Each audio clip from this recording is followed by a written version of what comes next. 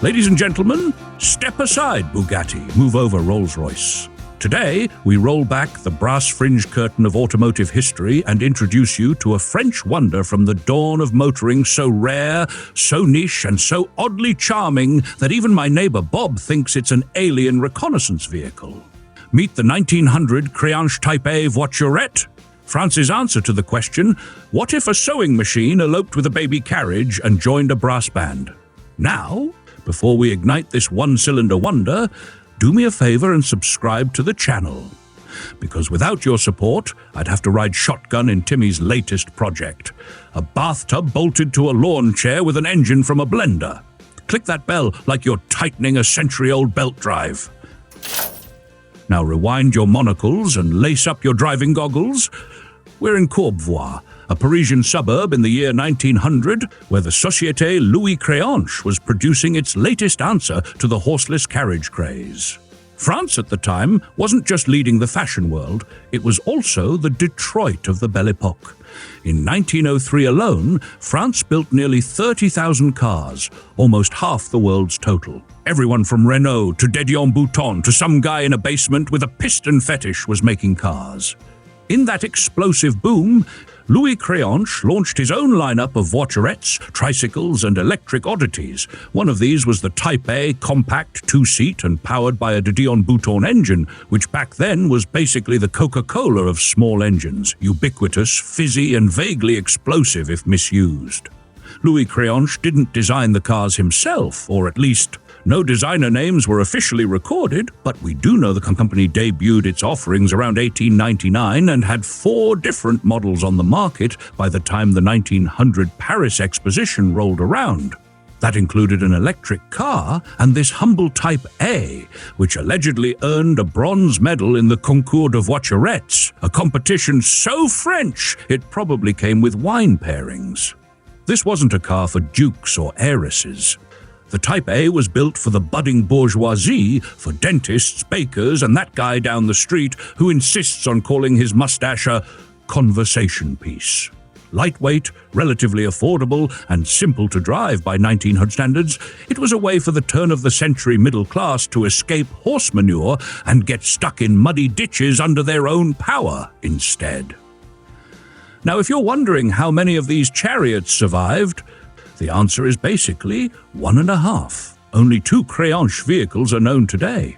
The crown jewel is chassis number 73, the Type A we're featuring, which was discovered in France in 1970, still on its original running gear. It was bought for 1,400 French francs by a Swiss collector, Dr. Werner Tommen, who lovingly restored it with the help of Swiss coach builders Langenthal. They replicated the original body based on surviving patterns and period photos. So while the body's a 1972 replica, everything else, from the engine and frame to the what on earth does this lever do dashboard, is original Creanche.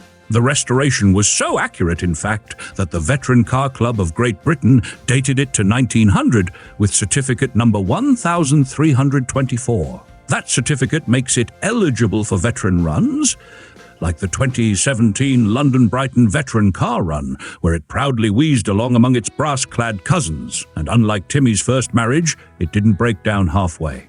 Now let's talk guts, mechanical ones. At the heart of the Créanche Type A was a 477cc single-cylinder Dion-Bouton engine. This little beast was good for 4 horsepower, which back then could pull a carriage, mow a lawn, and intimidate a goat. It was water-cooled, spark-ignited, and side-valved. Basically everything you'd expect from an engine designed while top hats were still cool. The drive system was as peculiar as it was clever. A 3-speed pulley and belt transmission with a dual-chain final drive. But the pièce de résistance was the sliding engine cradle. Yes, the entire engine could slide forward or backward to adjust belt tension. Need to shift gears? Just scooch the engine forward a bit. Voila, belt tightened. No clutch, no gear lever, just a mobile motor doing the cha-cha slide. As for the chassis, it was a simple ladder frame stretched across a 1,350 millimeters, 53.1 inches, wheelbase. Suspension duties were handled by semi-elliptic leaf springs at both ends, and the car rolled on wire-spoke wheels fitted with narrow pneumatic tires, just wide enough to get stuck in every horse hoof rut from here to Dijon. There were no front brakes because who needs to stop in a straight line, right? But it had a transmission brake and rear drum brakes. Safety first-ish. In terms of size, the Type A measured around 2 meters, 6 feet 7 inches long, and 1.1 meters, 3 inches wide, with a total weight likely hovering between 600 and 800 kilograms. Its top speed, about 25 to 30 kilometers per hour, 15 to 19 miles per hour, which is just enough to outrun a slightly motivated horse or Timmy when he hears his third ex-wife is in town. But don't let the quaint numbers fool you. For its time, the Creanche was advanced. That self-adjusting belt system was a legitimate innovation. While other makers were still fumbling with unreliable friction clutches and slipping transmission bands, the Creanche let you slide your engine into position like you were scooting your chair closer to the roulette table. And while later Creanche models, yes, they briefly made bigger cars with shaft drive and up to 30 horsepower, moved into the new century, none would make the historical splash of this little white hero, mainly because none survived. The Type A remains the brand's only surviving voiturette, a single-cylinder sentinel of the past that tells the story of an era when cars were experimental, roads were optional, and everyone looked slightly terrified behind the wheel. Now let's talk about that look. The Créanche Type A isn't just a car, it's an aesthetic manifesto written in brass, button-tufted leather, and unapologetic whimsy. It wears its white and red livery like a Baroque parade float that wandered off from a Belle Epoque circus.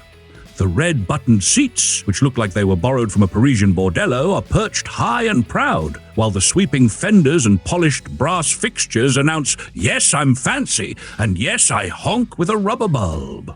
What really elevates this voiturette's charm is how it blends Victorian formality with mechanical experimentation. The frameless dashboard? Minimalist. The 3 lanterns and oversized klaxon? Maximalist. And admire it we do. After being meticulously restored by Dr. Thomann and Swiss specialists in 1972, the vehicle remained largely unchanged, apart from some tender-loving grease removal, until its sale in 2016. At that RM Sotheby's auction, chassis number 73 sold for €50,400, or roughly $55,000 to $60,000 at the time. That might seem modest for a one-of-one pre-1905 voiturette, but in the niche world of veteran microcars, rarity doesn't always translate into bidding wars. Collectors of these early relics tend to value provenance, documentation, and condition far more than horsepower. Let's face it, no one's drag racing a Creanche. The 1900 Créanche Type A Voiturette may be slow, tiny, and technically obsolete, but it is magnificently alive in character. It reminds us that at the dawn of motoring, every car was an experiment, every builder a dreamer, and every journey a grand, oily, brass-rattling adventure. So here's to you, dear viewers, especially our brilliant channel sponsors who help keep this wheel of history turning. You make it possible for us to dig up, document, and laugh our way through mechanical treasures like the Creanche. Stay vintage, stay weird, and remember, if your neighbor thinks your horn is broadcasting alien signals, you're either doing something very wrong or extremely right.